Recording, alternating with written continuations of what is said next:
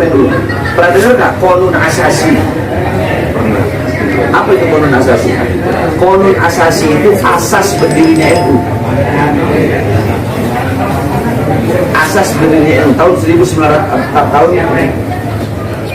1928. Qonun Asasi itu asas semua ya, sampai sekarang setiap muktamar itu dipakai. Di dalam Qonun Asasi di situ dikatakan berdirinya NU atas restu para habib.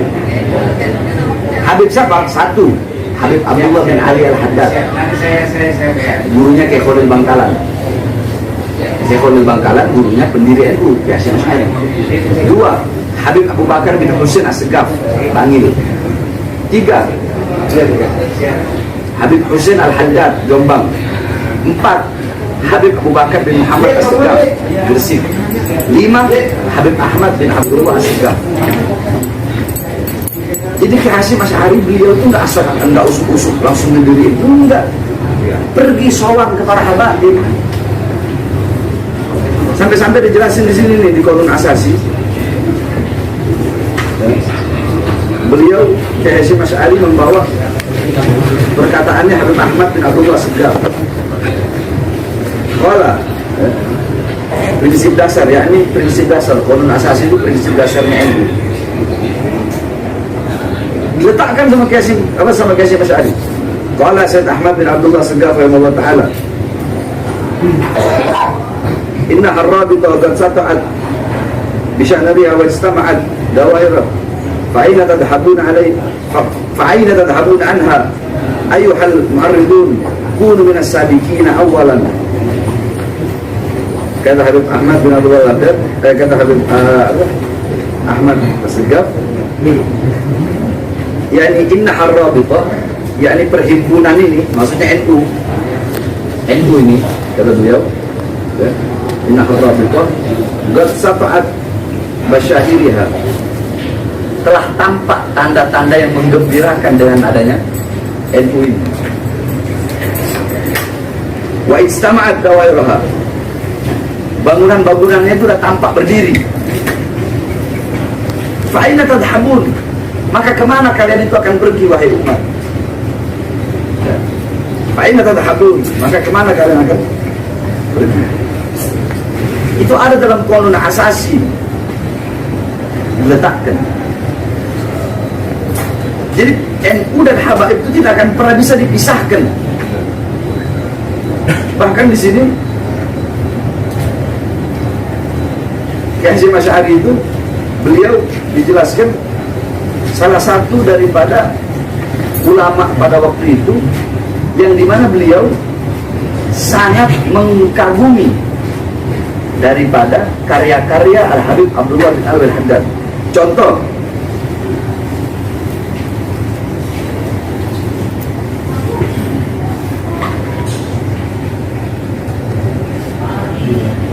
contoh nih, waktu itu ada apa, Kiai Abdullah Yasin Pasuruan ada berselisih paham dengan Kiai Hasyim Asy'ari, sehingga Kiai Hasyim Asy'ari ya, waktu itu sehingga Kiai Hasyim Asy'ari bikin kitab judulnya Ziyadut Ta'liqat.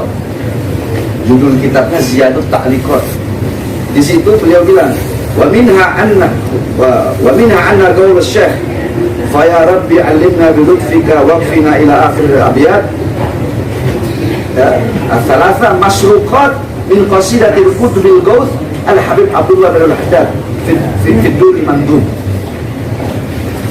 Kata Syekh, apa kata Kiai Hasyim Asy'ari, Kiai Abdullah Yasin ini mencuri masruqat, yakni 3 syair, yakni abiyat, bait syair yang diutarakan oleh Kiai Abdullah Yasin itu, kata Kiai Hasyim Asy'ari, masruqat, diambil, dicuri daripada karya atau syair yang dibuat oleh Al-Qutbul Ghuth, seorang wali kutub. Siapa itu? Habib Abdullah bin Ali Al-Haddad dalam kitab beliau Ad-Durrul Mansur. Dari mana Kiai Hasyim Asy'ari bisa tahu kitab-kitab yang Al-Haddad kalau bukan beliau mempelajari kitab-kitab? Terus NU berdiri di Surabaya Jawa Timur lah, daerah Jawa Timur dulu.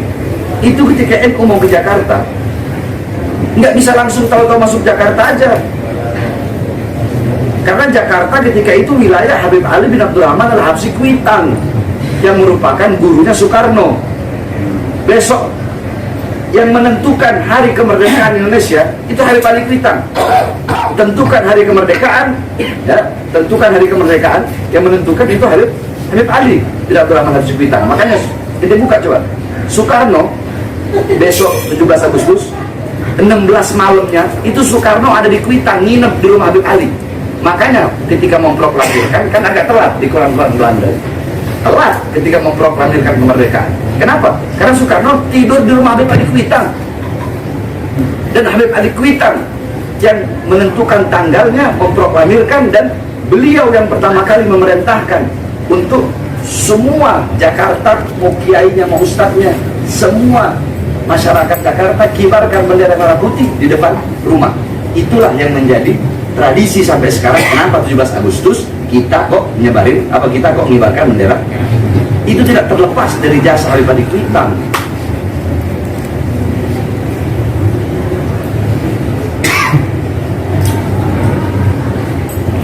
Makanya Kiai Mas Ari datang ke Jakarta untuk minta apa? Minta restu daripada Habib Ali Kuitang. Minta restu untuk mendirikan Jamiatul NU di Jakarta. Waktu itu Habib Ali menyetujui, boleh, silahkan.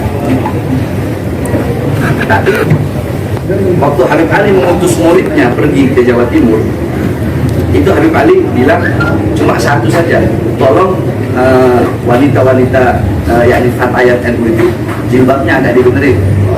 Itu komentar Habib Ali. Jilbabnya agak dibenerin, jangan sampai ada rambut kelihatan. Akhirnya udah direstui sama Habib Ali. Cuma Habib Ali masih berpatokan, berpegang kepada fatwa Habib Ustadz bin Yahya Mufti Betawi. Jadi Habib Ali merestui bikin, tapi Habib Ali tidak mau masuk dalam struktural organisasi. Nah, ketika kiai-kiai ini Jawa Barat, Jabodetabek lah, Jawa Barat, Jakarta, mengetahui bahwasanya Habib Ali tidak tercantum dalam organisasi itu, nggak ada yang ikut. Nggak ada yang ikut. Nah, akhirnya dibujuk sama Kiai Marzuki, Kiai Haji Marzuki almarhum, termasuk pahlawan. Jadi kalau Habib nggak masuk dalam struktur ini, dalam struktur, maka kiai-kiai yang lain nggak bakal ngikut, sebab semuanya muridnya Habib. Akhirnya Habib Ali mau, beliau istikharah, beliau mau, masuklah beliau beliau menyatakan diri, saya Nahdiyin. Ketika beliau berkata seperti itu, langsung 1000 kiai lebih masuk NU. Jadi udahlah, jangan membenturkan NU dengan habaib, jangan. Sebab dari zaman dulu itu nggak bisa dipisahkan.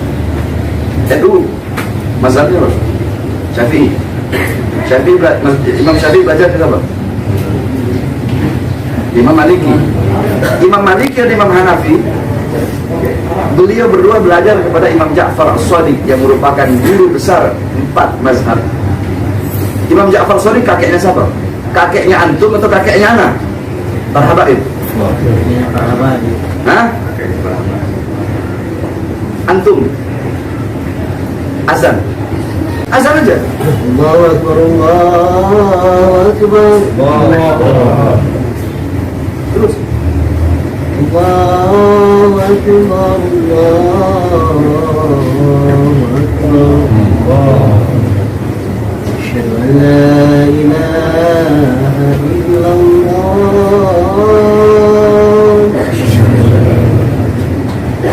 Asyhadu an la ilaha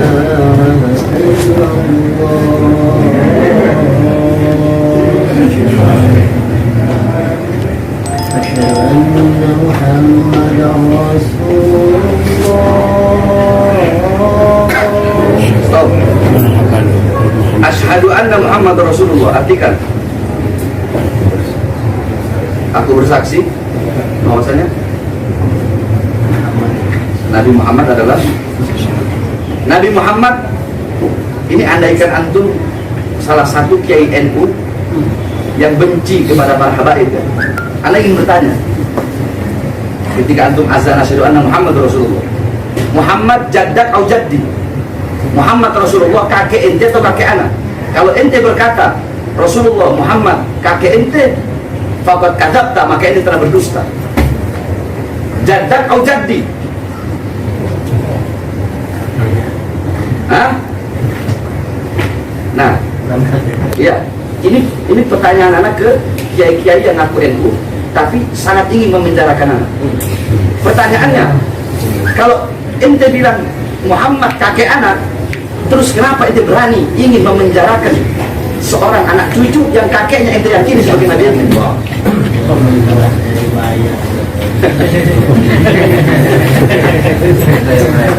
Itu adalah khutbah.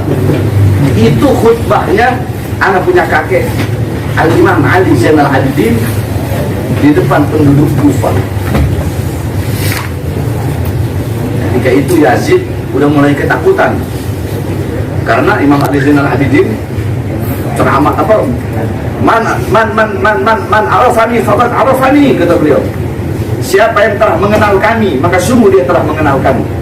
Dan barang siapa yang belum mengenal kami, belum mengenalku, akan aku perkenalkan siapa diriku. Ana ibnu Zamzam was-Safa. Ana ibnu man usri Allah minal masjidil haram ilal masjidil aqsa. Ana ibnu man mi'rajahu Allah ila sidratil muntaha. Ana ibnu Muhammad ibn Abdullah. Ana ibnu man karramallahu wajha. Ana ibnu Asadul Badri wal Hunain. Ana ibnu alladhi lam yaqtar walau tarfat ain. Ana ibnu Asadullah al-Ghalib Ali ibn Abi Thalib. Ana ibnu al-Kautsar. Ana ibnu alladhi man ismuha maktubun fil Qur'an al-Kautsar. Ana ibnu Zahra al-Batul. Ana ibnu Fatimah al-Zahra. Ana ibnu Husain. Ana ibnu Husain alladzi da'awtumu thumma badartum. Apa dia? Yang belum mengenalku, yang sudah mengenalku maka telah mengenalku. Yang belum mengenalku akan aku kenalkan siapa diriku, kata dia. Aku adalah putra dari seseorang yang menjadi putra Zamzam dan Safa.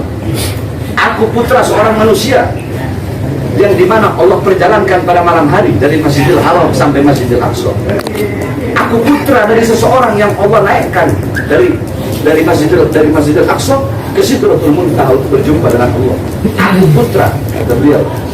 Aku putra seorang manusia yang paling mulia di muka bumi dan paling mulia di langitnya Allah Subhanahu wa taala. Aku putra seorang kekasih Allah yang terpilih. Aku adalah putra Nabi Muhammad SAW. Aku adalah putra dari seseorang yang Allah muliakan wajahnya. Aku putra dari seseorang yang menjadi singa perang Badar dan singa perang Hunain. Aku adalah putra dari seseorang yang tidak pernah kafir walau sekedip mata. Aku putra Asadul Ghalib, singa Allah yang pemberani, singa Allah yang menerkam. Aku putra Ali bin Abi Thalib. Aku putra Husain. Aku putra Husain. Aku putra seseorang yang kalian penggal kepalanya dan kalian mengaku umatnya. Aku putra seseorang yang kalian panggil, kalian undang, kemudian kalian bunuh. Ketika mendengar itu, Yazid takut. Yazid bilang, azan. Niatnya Yazid untuk memutuskan biar Imam Ali nggak ngomong lagi. Azan. Asyhadu an la ilaha illallah, Allahu akbar, Allahu akbar, Allahu akbar, Allahu akbar. Asyhadu an la ilaha illallah, asyhadu an la ilaha illallah, asyhadu anna Muhammadar Rasulullah. Langsung beliau bilang, ya Yazid, Yazid, Muhammad jaddak atau jaddi? Muhammad kakekmu atau kakekku? Lau kunta Muhammad jaddak faqad kadzabta faqad kharajta minal Islam. Kalau kau bilang Muhammad itu kakekmu, maka kau telah berdusta dan kau telah keluar dari agamamu. Dan kalau engkau mengakui dan berkata Muhammad kakekku, kenapa kau bantai anak cucunya? Kenapa kau rantai cucu-cucu perempuannya? Kenapa kau penjarakan Muhammad Al-Bagir? Kenapa kau penjarakan aku? Dan kenapa kau bunuh ayahku Hussein? Pertanyaan seperti itulah yang ingin Anda pertanyakan kepada kiai-kiai NU yang benci kepada habaib. Makanya Anda bilang ke antum tadi azan asyhadu Muhammad Rasulullah. Anda tanya Muhammad jaddad atau jaddi? Nabi Muhammad kakeknya antum atau kakek anak? Anggap aja antum ini adalah kiai NU yang benci sama habaib. Kiai NU yang alirannya Islam Nusantara, yang liberal, yang pluralisme. Jaddad atau jaddi? Muhammad kakeknya anak atau kakeknya antum? Kakeknya? Habaib. Anak habaib bukan? Nah, kalau ente mengakui bahwasanya Muhammad Rasulullah jaddi kakeknya anak, kenapa ente mau jadi saksi yang memberatkan anak untuk masuk dalam penjara? Karena saya dibayar.